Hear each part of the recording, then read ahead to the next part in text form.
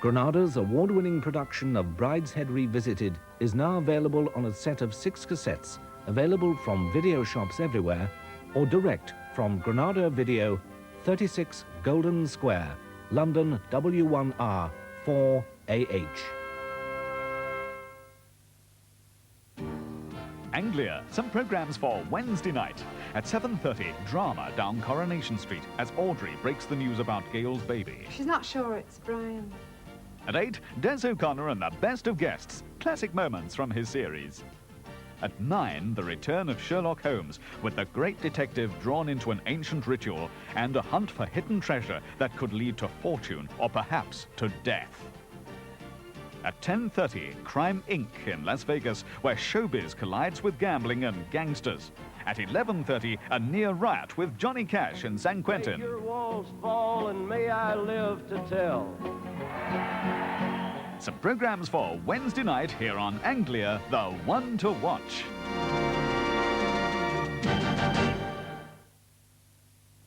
Beet growers, we're proud to present a new star attraction. She's sweet, she's juicy, she's high in the NIAB charts. For the first time at the Sugar Beet Club, all the way from Hillashog, let's hear it for the amazing Hilma! Hilma, the new star performer.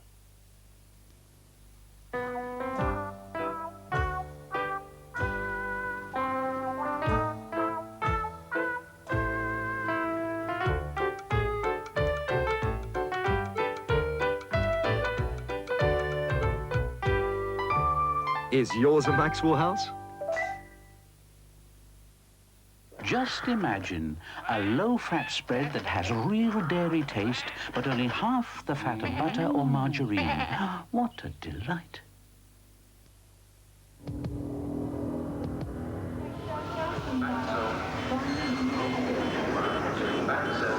morning, sir. Voice identity, please. Tracy, A7869433.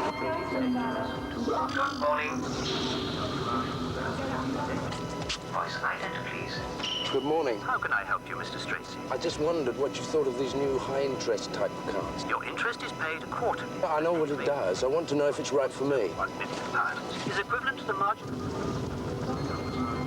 Voice identity. Tracy, A7869433. Good morning, sir. Voice identity. I just gave it to you, Tracy. Could you repeat that? I just want some advice. Sorry, sir, but could you repeat that? Morning, sir. Voice identity, please. How can I help you? I just want a little bit of advice. Should I invest in a new high-interest account? Our investment services cover the following. Look, I don't want a list.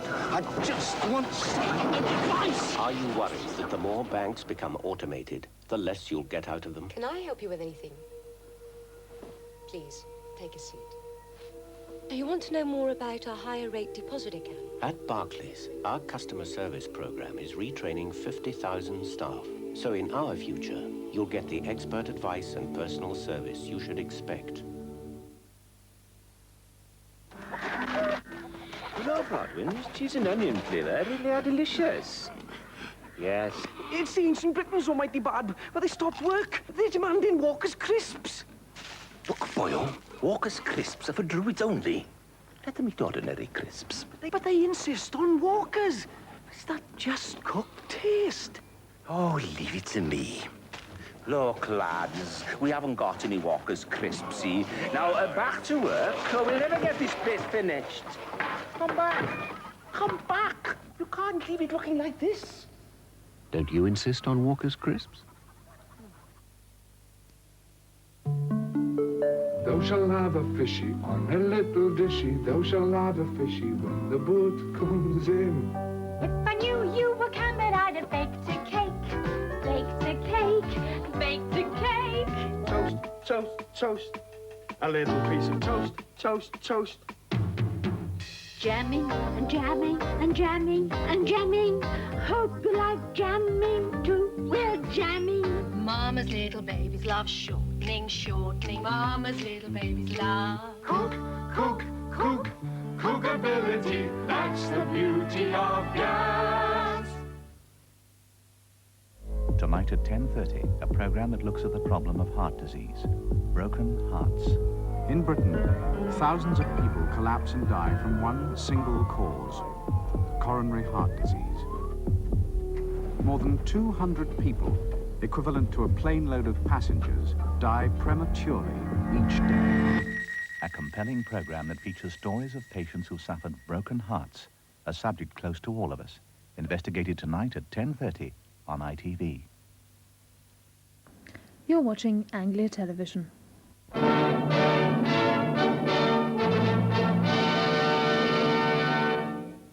Now the news from ITN at 10 o'clock.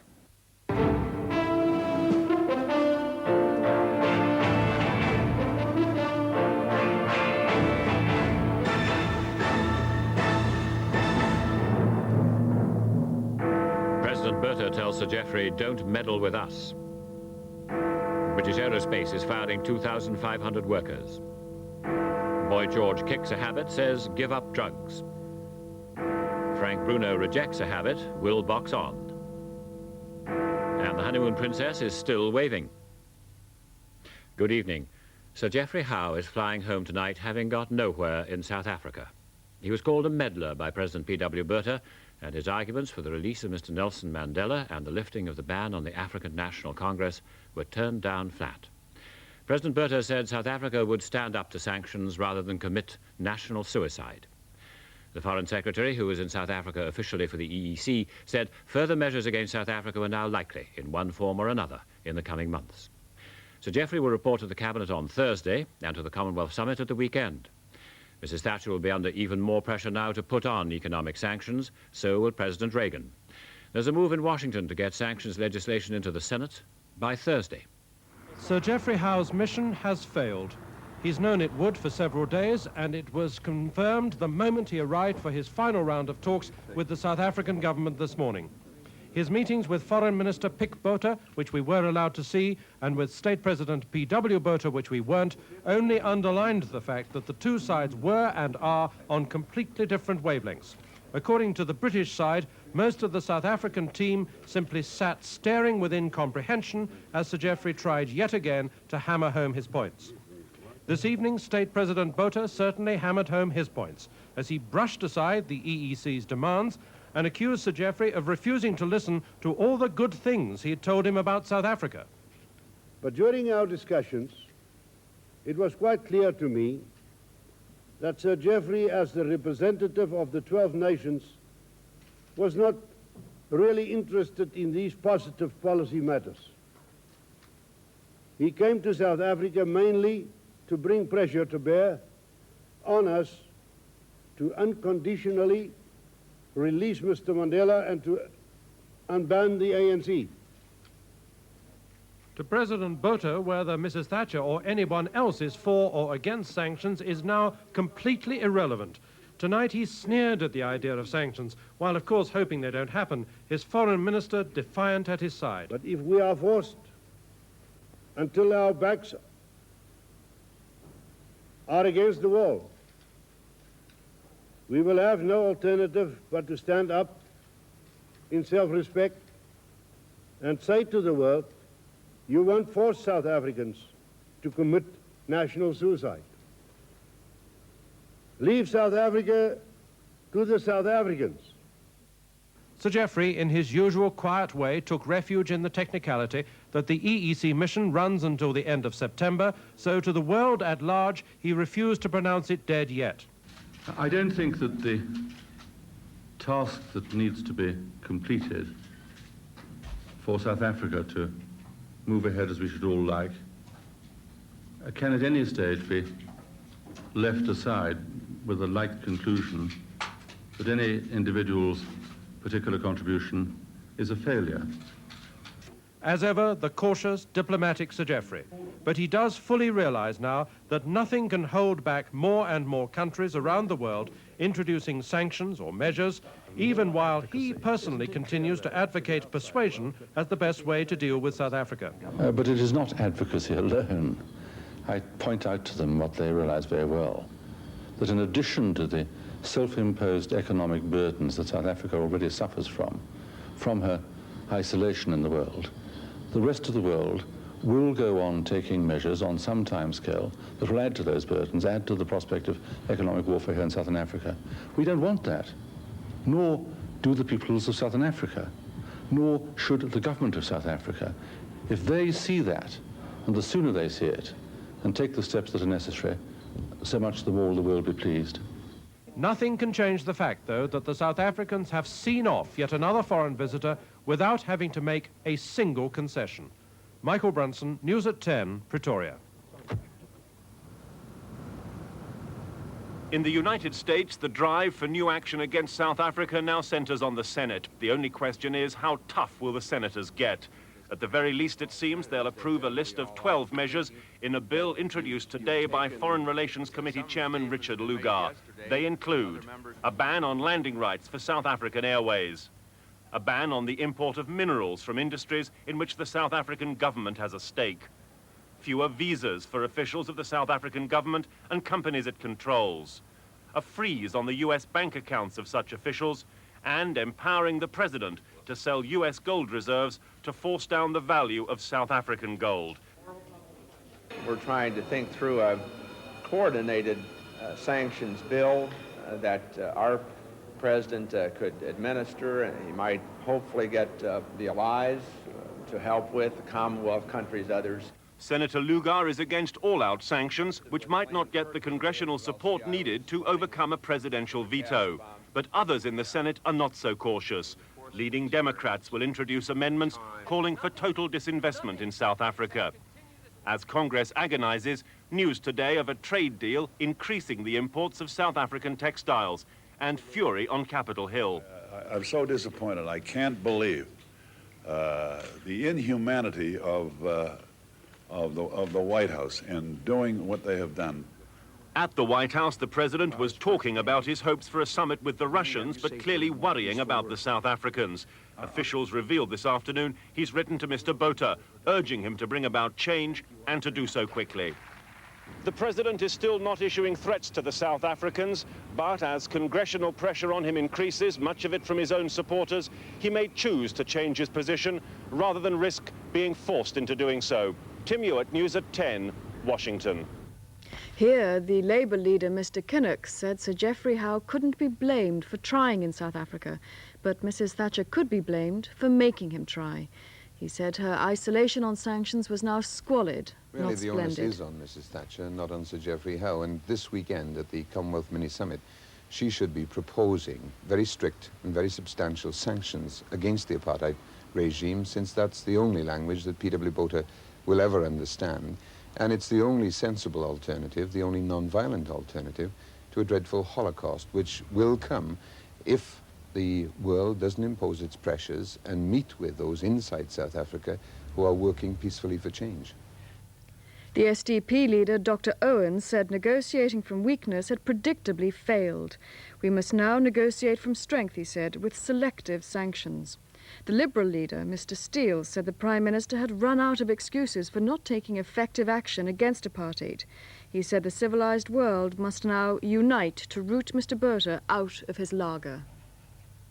British Aerospace is closing its plant at Weybridge in Surrey, where it's been making wing parts for the Airbus and the BAE 146.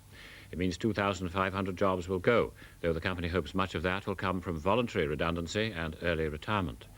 Jobs for 1,500 will be offered at plants nearby. The union said investment at Weybridge had been run down over the past years. Weybridge lays claim to being the cradle of aeroplane manufacture in this country. From the first AV row plant in the 1910s to fighter plane production during the last war, the emphasis was military. The development of the Spitfire and the Hawker Hurricane were among Weybridge contributions to the war effort. Peacetime brought a switch to planes like the Viscount, Vanguard, and the last plane to be assembled there, the BAC 111. The subsequent partnership with the European Airbus Consortium provided much high-tech design and assembly of wing components, but left it with vast areas of factory space it couldn't fill. That, plus increasingly tough competition in the world markets, spelled the end. We can no longer rely upon the British market. We've got to become more and more efficient, and some of the older plants, I'm afraid, cannot keep up the standards we need to compete with the Boeings and people like that. The company's been considering closure for 2 years. The union suspected the worst when a contract was cancelled a few weeks ago. For most of the workforce, the news came out of the blue. Well, I'm not surprised, but I'm damn disgusted the way it was done. Disappointed? Well, I've just started here, actually. and I thought I was going to be here until I die, virtually, but there you are. By the end of next year, I'll be 60. I've got 5 years to fit in. I don't know what I'm doing, though. There might be something crop up. We don't know all the facts yet, you know. Union leaders say company profits should have been ploughed back into investment and jobs here. The company says it's going to spend millions on retraining, job transfers and early retirement, with the aim that at the end of the 18 months notice of closure, nobody will be forced out of a job. Michael Green, News at 10, Weybridge. The millionaire pop star Boy George was fined £250 today after admitting possessing heroin. The magistrate told him he had faced up to the charge manfully. The prosecution said Boy George had been charged after the police raided his home. No drugs were found. The charge was based on his own confession. Escorted by his solicitors, Boy George walked quickly past the crowd to be greeted by a court official requesting his autograph. The fans waited patiently as George O'Dowd pleaded guilty to possession of heroin. Half an hour later, he emerged, obviously much relieved. Hugging his mother, he paused for the cameras.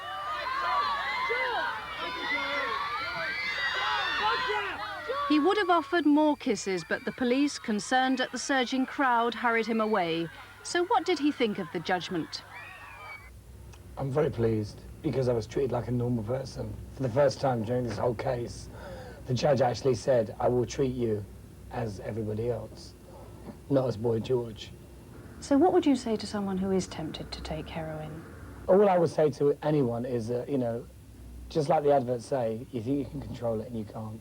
But did you start it because you were depressed? Was it a state of No, mind? there's no excuse. I have no excuse. I don't want to look for one. I mean, I wish I had an excuse. You know, I wish I could say, well, it was because of this, or because I was depressed, or because I wasn't selling any records. It wasn't. I started taking it a long, long time ago. I mean, you know, casually. And then, you know, one day you wake up and you realise that it's a problem. You know, you start taking it casually, it doesn't affect you, and then suddenly it becomes part of your body. I don't know if you understand, but you do have opium in your body. And so when you take heroin, you're interfering with the natural process of your body, and you become dependent on it. And the withdrawal is horrible, hideous. And also, you know, as any doctor will tell you, that the stuff that's on the streets now could have anything in it. Rat poison, strychnine. You know, some of the things I was told when I went for treatment frightened the life out of me. I mean, you know, I was told, you know, did I realise that, you know, I could have took this much, and if I had a bit of rat poison, I could have died straight away. I've had letters from kids, you know, have made me feel so ashamed. So, I mean, I don't want to sit here and say, you know, I have an excuse, I don't. The prescription